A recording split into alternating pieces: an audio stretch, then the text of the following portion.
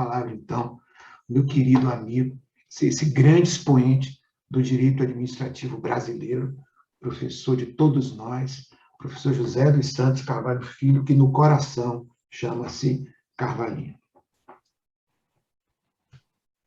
Meu querido presidente, Manuel Peixinho, eu, na verdade, antes gostaria, já que já saudei os meus colegas participantes, fazer mais duas saudações. Uma ao meu colega e amigo talentoso e jovem jurista André Sadi, que eu estou vendo que está presente aqui. O André é uma pessoa que eu respeito muito pelo seu talento, pelo seu conhecimento, e quero também saudar os demais participantes que nos prestigiam com a sua presença virtual no nosso terceiro Congresso de Direito Administrativo. Então, dito isso, eu, em breves observações, fiz um pequeno roteiro apenas porque é hábito de velhos professores. O que eu pretendo enfocar com muito resumo, de forma muito sucinta, é a questão da visão social dos princípios da administração pública em relação ao Estado Social de Direito. Já que o tema básico é o Estado Social e Democrático de Direito, é importante que, ao examinar ou revisitar os princípios, que nós possamos, ao menos, tratar da visão social que esses princípios, o que eles devem ser tratados na interpretação constitucional. Agora, previamente, dois detalhes são importantes. Os colegas que lidam com direito administrativo, constitucional, muitas dessas reflexões os colegas já têm conhecimento, mas não custa apenas lembrar para alguns que talvez não tenham se aprofundado nesse tema. Quando se fala em Estado social de direito, o que se quer colocar é uma oposição ao Estado liberal de direito. Isso porque, no histórico da criação e evolução do Estado, o que se comprovou foi que o Estado liberal, ao permitir que o Estado ficasse afastado das demandas sociais, ele, na verdade, só perpetrou e consolidou mais ainda as desigualdades sociais.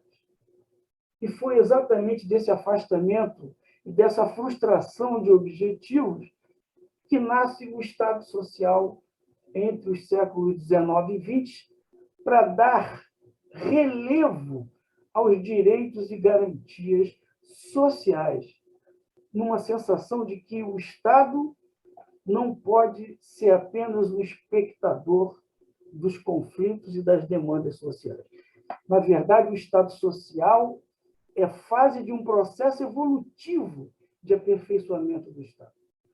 E é nesse sentido que nós devemos examinar a sua condição. Em segundo lugar, quando se fala em Estado social, não se pode dissociar o regime democrático, porque somente um Estado que tem um foco em direitos sociais pode se considerar realmente democrático. E isso precisa ficar assentado expressamente nos parâmetros constitucionais. Eu aqui trouxe apenas por questão de respeito ao grande mestre, professor Canotilho. Ele tem uma citação interessante sobre o Estado constitucional e democrático, onde ele diz: o Estado constitucional não é, nem deve ser, apenas um Estado de direito. O Estado tem que estruturar-se como Estado de direito democrático, isto é, como uma ordem de domínio legitimada pelo público.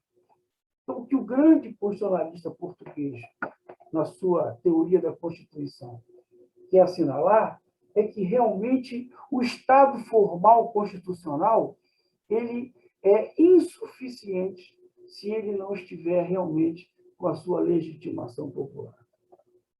Como o tema se refere a princípios constitucionais, eu aqui trouxe um dado em relação a administração pública e a função democrática. Como já escreveram aí os nossos ilustres especialistas, né? A administração pública, ela, na verdade, é um instrumento pelo qual o Estado tem condições de resolver os conflitos sociais. Independente das funções estatais básicas, a administração é aquela que tem a capacidade de implementar as políticas públicas. Portanto, quando se fala hoje em administração pública, se tem a certeza de que ela tem por objetivos garantir os direitos sociais, bem como exigir que o Estado permaneça fiel aos seus objetivos de garantidor dos direitos sociais. Como todos nós sabemos, e diferentemente do que ocorreu nas constituições anteriores, a Constituição vigente, ela, em boa hora, ela criou um capítulo próprio destinado à administração pública, começando pelo artigo 37. E essa ideia foi uma ideia constitucional excelente, foi um grande avanço, porque nos permitiu separar ideias constitucionais que têm perfil diverso. A administração pública ficou em separado dos capítulos destinados aos poderes tradicionais, aos poderes políticos da República, porque, na verdade, quando se fala em administração pública, na verdade, a ideia transcende ao poder político estatal.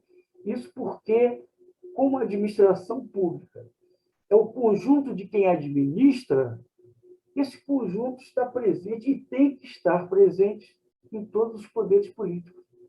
Ainda que um deles seja o mais direcionado para o exercício da função, nos outros dois também se exerce plenamente a função administrativa, porque não há como se atingir nenhum objetivo sem que haja uma função administrativa, no mínimo, de apoio. Essa é a primeira ideia da Constituição. Em segundo lugar, apenas para lembrar, nesse capítulo, o artigo 37, o caput do artigo 37, ele, pela primeira vez, enumerou princípios constitucionais direcionados à administração pública, e hoje nós chamamos de princípios da administração pública. Isso é uma coisa importante, porque como o Constituinte se preocupou em mencionar princípios como uma forma de exortação de comportamento para os órgãos e agentes da administração, é preciso que nós interpretemos os princípios de uma forma em que eles estejam revestidos da ideia de atingir a sua função social. Só assim teremos a presença do verdadeiro Estado social. Antes de abordar os princípios propriamente ditos, de forma muito breve, eu gostaria de tecer uma brevíssima consideração, mas eu até teço essa consideração em frequentes exposições que eu faço, porque é uma das minhas preocupações em relação ao nosso regime de Estado. Eu aqui me refiro à nossa federação.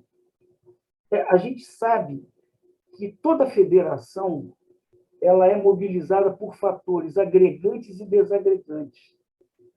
Ela é uma união de pessoas e coisas e tradições diversas.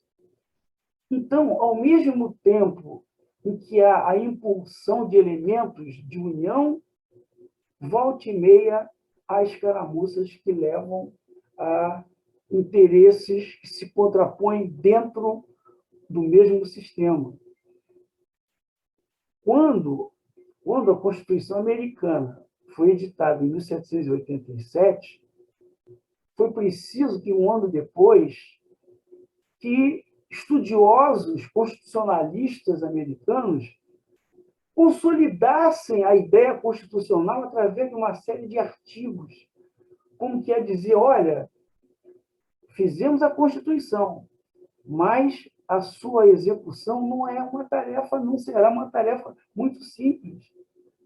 Então, aqueles grandes três constitucionalistas americanos, Madison, Jay e Hamilton, Alexander Hamilton, eles fizeram o chamado Federalista, que foi uma coletânea de artigos que visavam explicar as dificuldades de uma federação.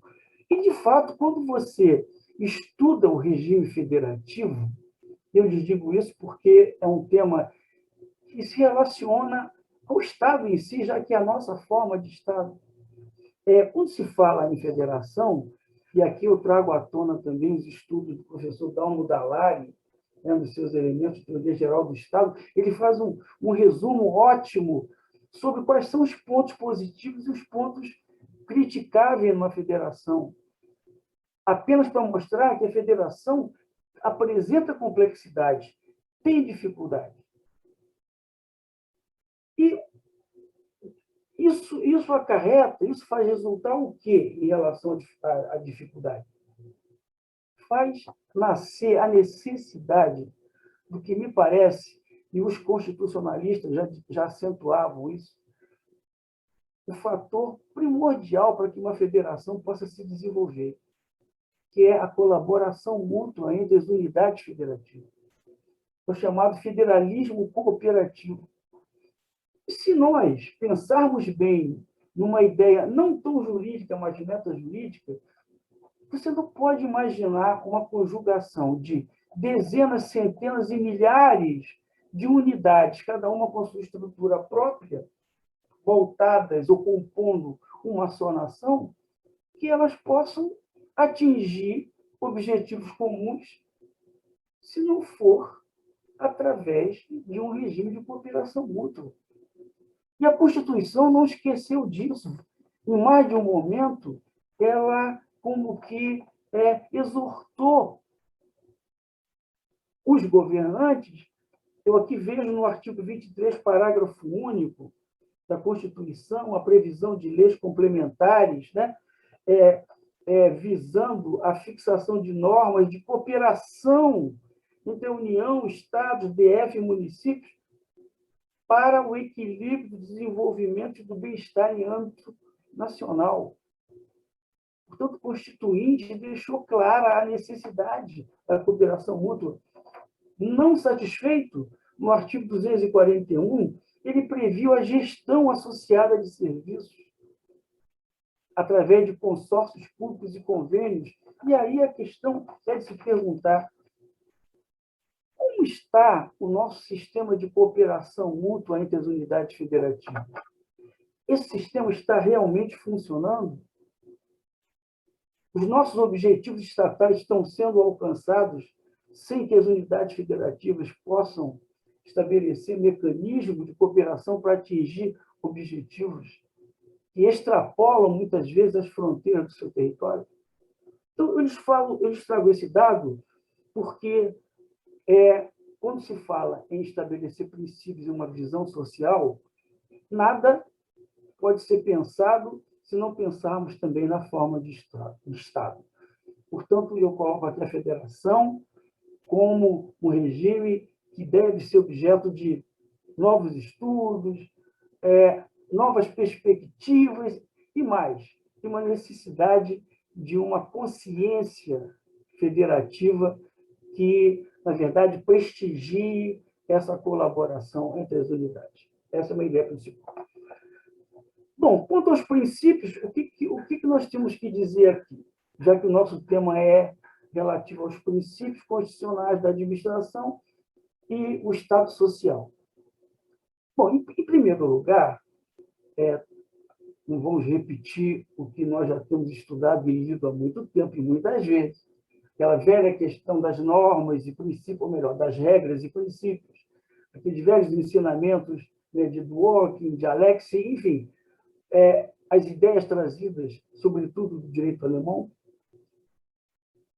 E o que eu trago à tona é que, apesar de eles serem bem-vindos, todos nós sabemos disso, nós sabemos também que nem sempre é muito fácil a aplicabilidade dos princípios. Porque os princípios são postulados genéricos. Os princípios, eles não têm a concretude de uma regra jurídica em que uma regra nova, na verdade, sucede e exclui uma regra anterior. Os princípios, todos nós sabemos disso, eles não ensejam exclusão no caso de colisão. Quando há uma rota de colisão entre princípios, apenas se escolhe um, por se entender, mais bem aplicável àquela hipótese. E quando eu digo por se entender, eu quero dizer o seguinte: quem entender? Quem entender? Apenas o intérprete. Então, o intérprete, que vai ser responsável pela aplicação do princípio, ele pode ter uma visão, naquele momento, que não seja a visão geral de um outro intérprete. Então, eu já trago assim, de início a ideia de que a aplicabilidade dos princípios, embora nós saibamos da importância deles no nosso regime normativo, a aplicabilidade deles nem sempre enseja uma unanimidade de interpretações relativas à interpretação inicial. Esse é um objetivo que a gente não deve esquecer, porque, mesmo que haja colisão, o importante é que haja uma visão social na interpretação dos princípios, porque são eles os postulados fundamentais que norteiam todo o nosso processo legislativo e administrativo. E eu sempre trago um exemplo aqui, apenas a título de curiosidade, apenas para demonstrar como a aplicabilidade de princípios nem sempre é muito simples. Todos se lembram daquela discussão sobre a vaquejada, sobre uma determinada lei do Estado do Ceará que regulamentou a atividade da vaquejada. Então, foi posta em discussão perante o Supremo essa questão. E por quê? Porque estavam em conflito dois princípios. Todos conhecem, claro, é tradicional, a festa da vaquejada. E estavam em confronto dois princípios ali. Em primeiro lugar, a preservação da cultura do local, da festa tradicional. E, de outro, a proteção dos animais, da fauna. E esse conflito ele gerou opiniões diversas no Supremo. E só para a gente relembrar, eu até trouxe aqui por curiosidade, a vaquejada foi considerada uma atividade, declarar a inconstitucionalidade da lei, com 5 votos vencidos, ou seja, o resultado dessa interpretação foi 6-5. Em qualquer dos sentidos, representaria o quê? Uma grande divisão de interpretação quanto a esses princípios que estavam colidindo em relação à festa da vaquejada. Aqui, para quem quiser depois ver, foi numa ADI, no Supremo Tribunal Federal, número 4983. Eu trouxe esse exemplo apenas porque outros exemplos há em relação à aplicação dos princípios que geram alguma discussão. Agora, de forma objetiva, eu também trouxe aqui brevíssimas anotações sobre como enfocar os princípios da administração pública numa visão social. Primeiro, porque se os princípios são direcionados à administração pública e ela é um instrumento de implementação das políticas sociais, ela é, na verdade, o elemento de impulsão do Estado Social do Direito. Essa relação direta. E eu começo pelo princípio da legalidade, que a Constituição arrolou como o primeiro deles no artigo 37. Aí todos nós sabemos, bom, o princípio da legalidade, a base, aquela que nós já sabemos, ou seja, é a primazia da lei. A lei em primeiro lugar, e todos devem se submeter à lei, porque a lei emana do poder que foi instituído para normatizar os comportamentos sociais. Mas a questão social não é tão simples assim, porque o que se tem visto algumas vezes é a existência de leis meramente formais. Por quê? Do momento em que a lei também é produto da vontade humana, ela pode muito bem encerrar apenas um revestimento de constitucionalidade ou de igualdade, e no seu conteúdo, ela, na verdade, representar uma farsa em relação aos direitos sociais. Então, eu queria já lembrar de plano seguinte. A lei ela precisa ser encarada como compatível com a Constituição. Na verdade, ela é subjacente à Constituição e a relação de hierarquia é uma relação evidente. Mas o cuidado com a aplicabilidade do princípio da legalidade é de o Estado não editar leis que sejam meramente formais, mas que, no seu âmago, elas não retratem a preservação e a proteção dos direitos fundamentais. Evidentemente, estão aí, entre eles, os direitos sociais. Depois do princípio da legalidade, nós temos o princípio da moralidade. Esse nós já falamos várias vezes, vários colegas aqui já trouxeram o tema relativo à improbidade. De fato, eu aqui repito um adjetivo que a doutora Denise trouxe aqui, porque eu acho que é extremamente cabível, chama-se endemia. Endemia. E em sociologia, realmente, qualquer padrão de comportamento que esteja sendo prevalente no contexto social, não precisa ser unânime, porque unânime não vai ser nunca, mas se for uma visão de valor prevalente, ela vai representar uma endemia, no caso da ética social. E nós estamos aqui para fazer julgamento de sociedade, mas a nossa sociedade precisa repensar os seus valores. Há realmente uma necessidade de transformação desses valores, os valores da ética. Porque uma sociedade pode reclamar de seus representantes antiéticos se eles, na verdade, surgem do contexto da própria sociedade antiética. Como governantes saídos de uma sociedade com baixo padrão ético, como o governante pode se transformar numa vestal ao se alçar às esferas do poder? Nunca. Nós sabemos disso aqui. Ninguém ignora aquilo que ocorre. Pelo contrário, quando se alcança o poder, e esse é o mal de quem está imbuído de um espírito antiético, quando ele alcança o poder, ele vê aí a sua oportunidade de aumentar os seus benefícios. Daí a grande discussão, na qual não vou entrar, porque foge do tema, sobre a Lei 14.230, que alterou a 8.429, a Lei de Improbidade, né? Na verdade, é uma nova lei, por tantas alterações,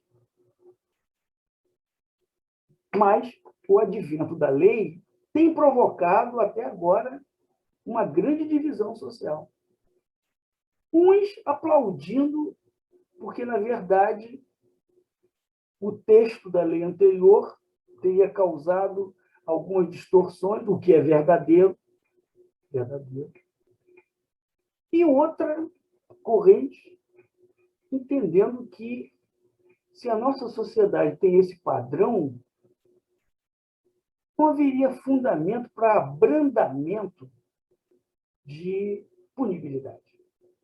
A impressão que deu foi a de que algumas pessoas pretendiam criar normas de autoblindagem. E esse é o problema social. Aí nós vemos no dia a dia as ocorrências sociais e vemos o que a sociologia chama de círculo vicioso. da ética social, que é esse mesmo. A sociedade espelhe os seus governantes, e os seus governantes, evidentemente, vão abandoná-la ao chegar no poder. Essa é a antiética social. Eu apenas trouxe como dado de curiosidade. Claro que isso não é um dado de dizer assim, pô, mas isso aí pode mudar uma vírgula, pode mudar uma vírgula, mas vamos pegar no geral.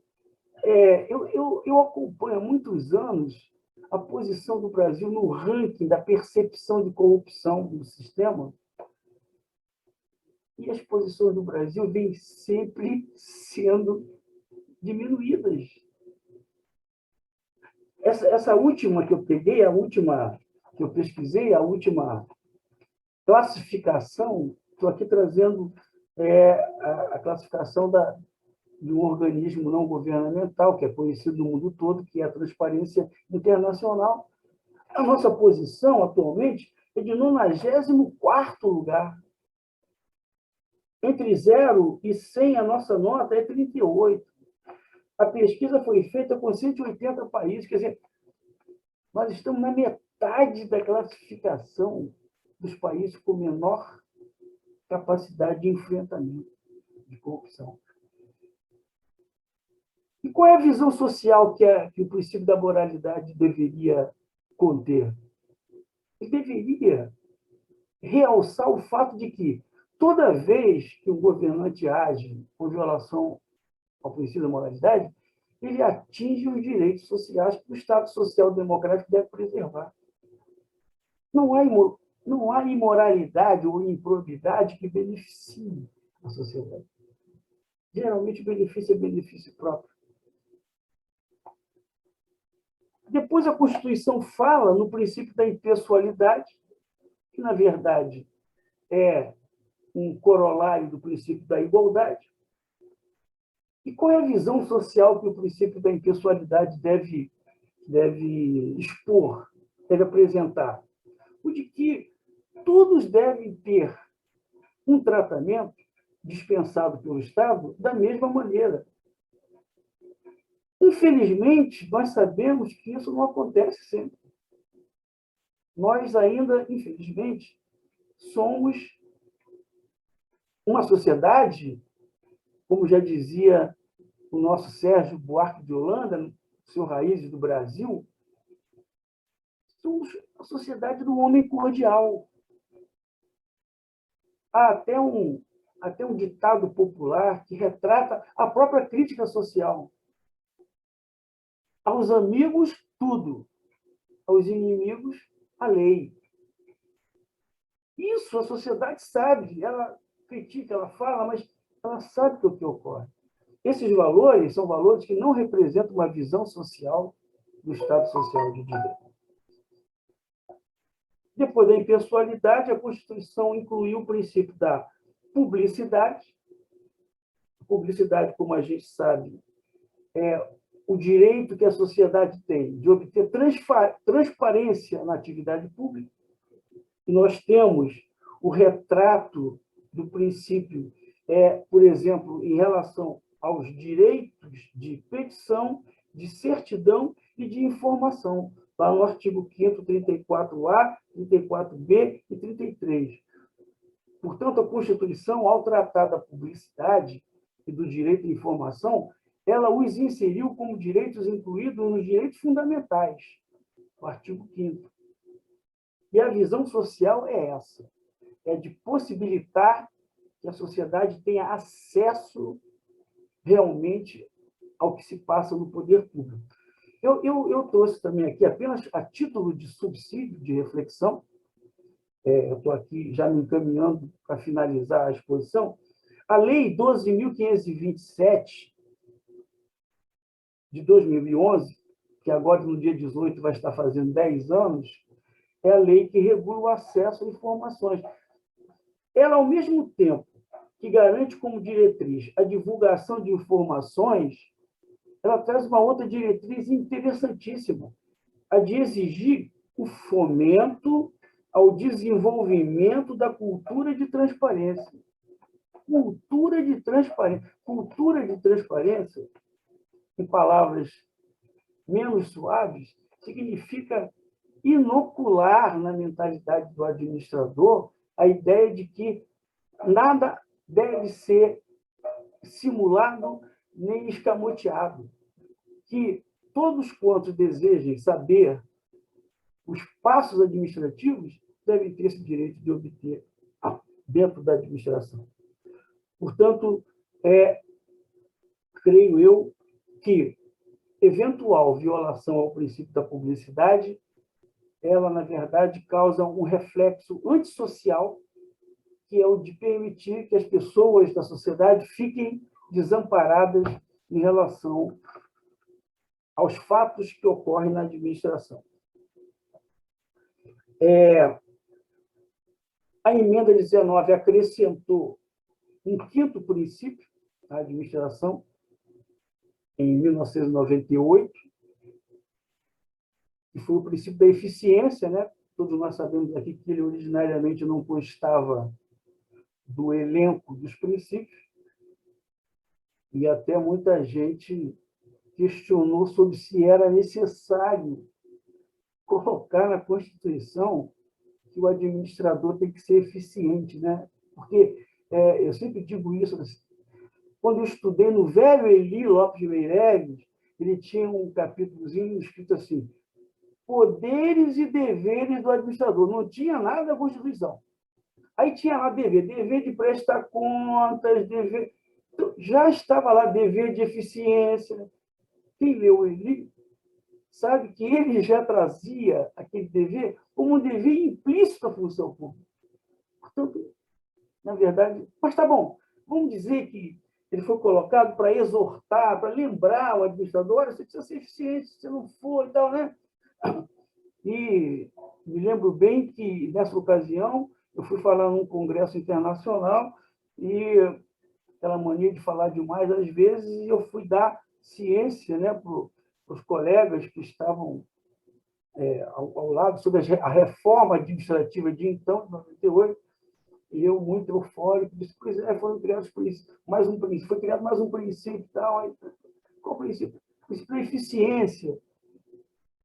Aí eu notei que houve um silêncio eloquente. E o professor argentino me olhou assim sério, com aquele olhar argentino, e me perguntou assim: mas, professor, para quê? Como quer dizer, mas é necessário que você insira na Constituição que a administração deve ser eficiente? Bom, de qualquer maneira, qual é a visão social da eficiência? A visão social é de que, quanto menos eficiente for o Estado, maiores vão ser as desigualdades sociais, é evidente. Até porque uma das políticas principais de eficiência do Estado é atender as classes menos favorecidas. Atendimento de elites, isso é o corriqueiro, é o comum, mas é preciso ter a visão de alcançar aquelas periferias, aquelas pessoas que hoje são chamadas, antes não eram, mas hoje são chamadas de invisíveis, porque, na verdade, elas estão fora dos raios de incidência de proteção governamental.